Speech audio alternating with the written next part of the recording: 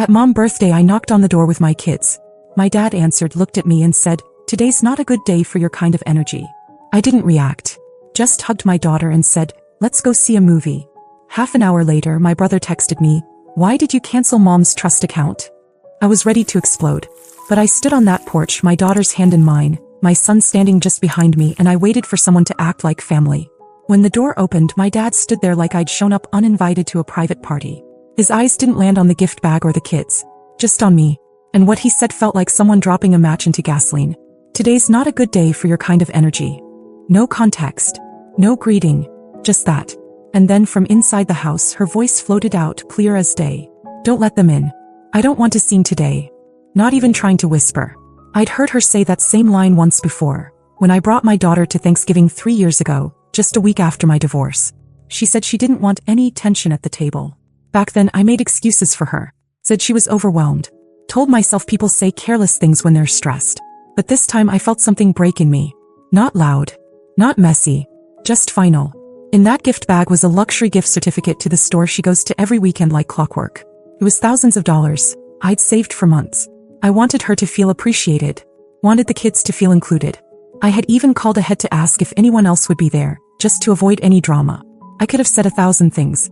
I had them all on the tip of my tongue. But I looked at my daughter and said, "Let's go see a movie." And we left. I didn't look back. I didn't slam the gate. I just buckled my kids into the car and drove off. About 30 minutes into the previews my phone buzzed. I knew it was coming. My brother. All caps. "Why did you cancel Mom's trust account?" I didn't reply. Because I hadn't just canceled it in a fit of rage. I'd closed it calmly before I even knocked on that door. That account was mine. Created after my mom's health scare. Funded entirely by me. I never told them that. I let them believe it was a family account, that it was just there, like everything else they assume shows up for free. But I was the one who opened it. I was the one who paid into it. I was the one who remembered her prescriptions, scheduled her rides, stocked her fridge when she was recovering and my brother was too busy flying out for his 5th vacation of the year. And I was the one they didn't want on her birthday. So no, I didn't yell. I didn't demand answers. I just quietly cut the cord. They were about to find out what life looks like without my kind of energy. And I hadn't even started yet. The next morning my phone looked like a war zone. 13 missed calls, 9 texts and 2 voicemails. All of them had the same frantic energy, as if the world had suddenly shifted and no one could quite figure out how. Not a single one of them asked if we were okay. My brother's messages were all over the place. At first it was confusion. Then it turned aggressive. He asked how I could do this to Mom on her birthday, accused me of being vindictive, called me ungrateful. As if the woman who told my father not to let me in like I was a problem at her door was somehow a victim in all this. I listened to one of his voicemails. His voice was sharp, fake calm in the beginning, but it cracked halfway through. "You can't just shut down something Mom depends on. That's not yours to touch. You've gone too far, Grace. You've really crossed a line." I didn't respond. What they never understood is that I was always the one keeping the wheels turning in the background. I never asked them for anything. I just handled things. Quietly. Efficiently. For years I told myself that if I didn't ask for credit, maybe I'd finally get some respect. But that was the joke. They don't give you respect for being dependable. They give you silence. Distance. And then they blame you when you finally walk away. The trust account was in my name. Every dollar had come from me. I'd created it after Mom's health scare because no one else stepped up. I made sure she could get what she needed without asking. My brother didn't even know the login details. He thought the money just appeared like it was conjured up from some mysterious family inheritance. There was no inheritance. There was just me. Later that day a text came through from my dad. "You've made your point. Let's just move past this." That was it. No apology. No acknowledgement of what he said on the porch. No recognition of what he didn't do, like standing up for his daughter and his grandkids while his wife made sure we weren't allowed inside. I didn't reply. I was still holding the gift bag. My daughter had left it in the hallway after the movie and I hadn't touched it. I sat down and opened it just to see. The card she made had sparkles glued to every corner. She'd written "Happy Birthday Grandma" in pink crayon, and drawn the 3 of us as stick figures holding balloons. I stared at that drawing for a long time. And I felt it again, not the anger, not even the sadness. Just clarity. My family had made it clear that we were optional. Disposable even. Well, now the feeling was mutual. That evening, my son asked if we were going to Grandma's house the next day to drop off the present. He still didn't know what had happened. I told him no gently. I said we might do something different instead.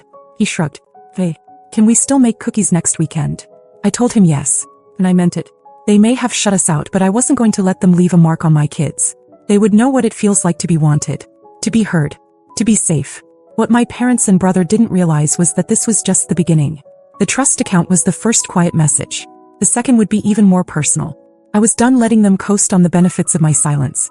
Now they were going to learn what it really meant to lose me. By the end of the week, it became obvious they still didn't believe I was serious. My brother sent a text asking me to talk this out like adults. He wanted to meet for coffee, just the two of us. I didn't answer.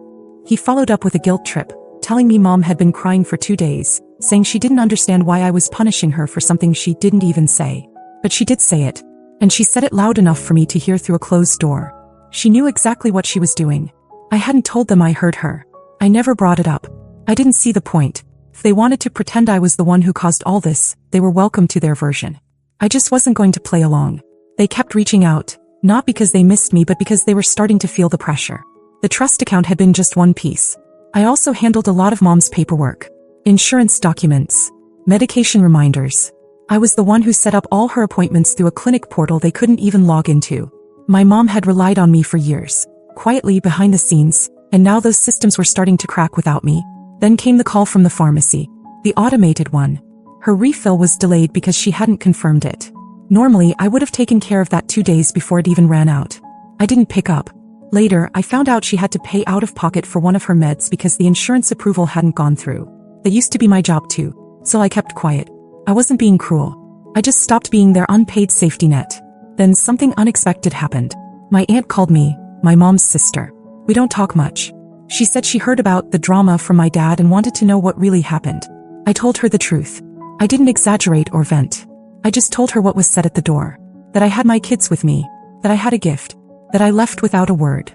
She didn't say anything for a few seconds. Then she said, "That sounds like your mom." I'm sorry. It was the first time someone in my family had ever said that to me. Ever acknowledged that maybe I wasn't the problem. It hit harder than I expected. Over the next week, the silence shifted. At first, it had been theirs. Now it was mine. And they didn't know what to do with it. They were used to me being the one to reach out. The one to patch things up. The one to move on. But I was done being the one who kept the bridge from collapsing. I hadn't burned it. I just stopped holding it up. And they were starting to feel the drop. It didn't take long for things to start falling apart. 2 weeks after I walked away, my brother's business took a hit. Something with a failed client contract, legal fees, and a bunch of mismanaged funds. I didn't know all the details, just enough to know he'd been leaning on my parents for financial support more than anyone realized. I found out when I got a text from him that simply said, "Can we talk?" I ignored it. The next day my dad called. Straight to voicemail. He left a message, his voice tense. Said there were some things happening, and that maybe we should get together and clear the air. I didn't call back.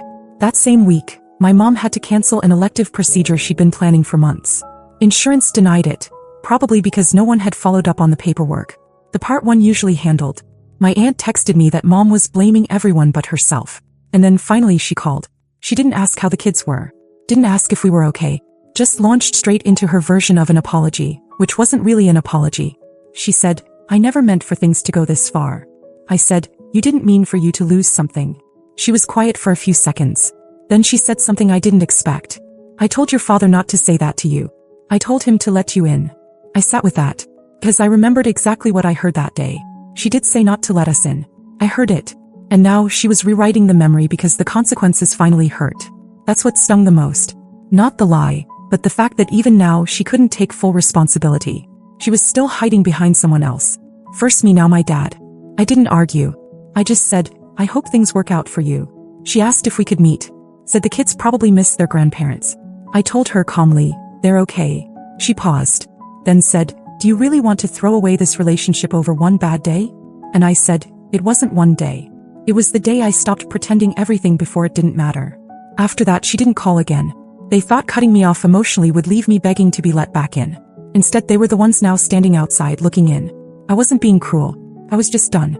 For years I gave them the benefit of the doubt. Now they were learning what it feels like when I stop. And I hadn't even said no out loud yet. But it was coming. I thought it would take months for them to come back around. That they'd stew in silence, too proud to admit they'd need me again. Took 17 days.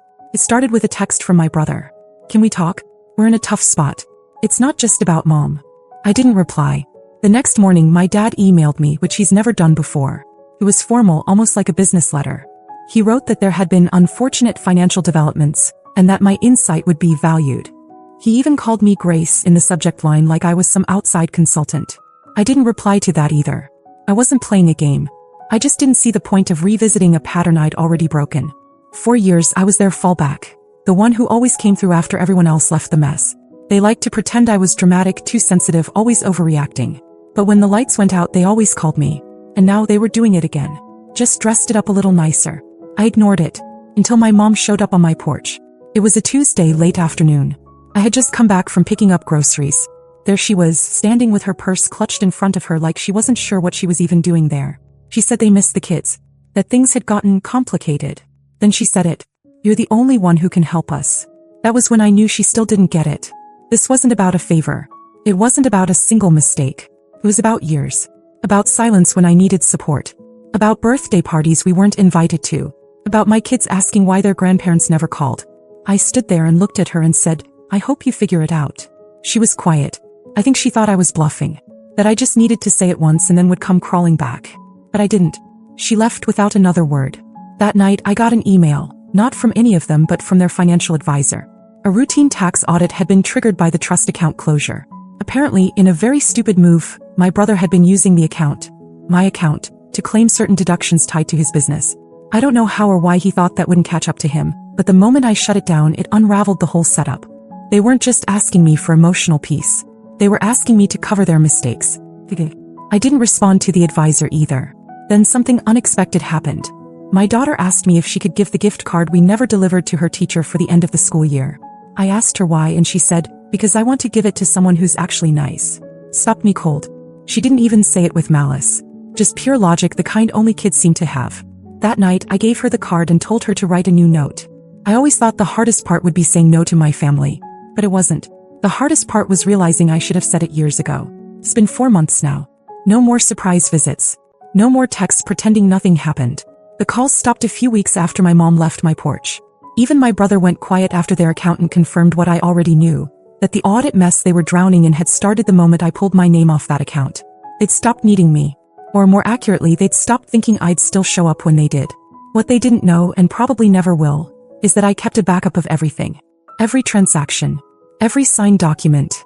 Even the emails they sent asking me to manage mom's paperwork. Just this once. I have it all. I never said I'd use it. But I also never said I wouldn't. That's the part that keeps them uneasy. Last week I heard from my aunt again. She said mom still blames my dad and my brother. Says she never meant for me to take things so seriously. Claims she never told him to shut us out. Just that she needed a quiet day. But my aunt knows better. She heard the same things I did years before I ever said a word. Then came the real test. My daughter came home from school with a flyer. Grandparents' Day.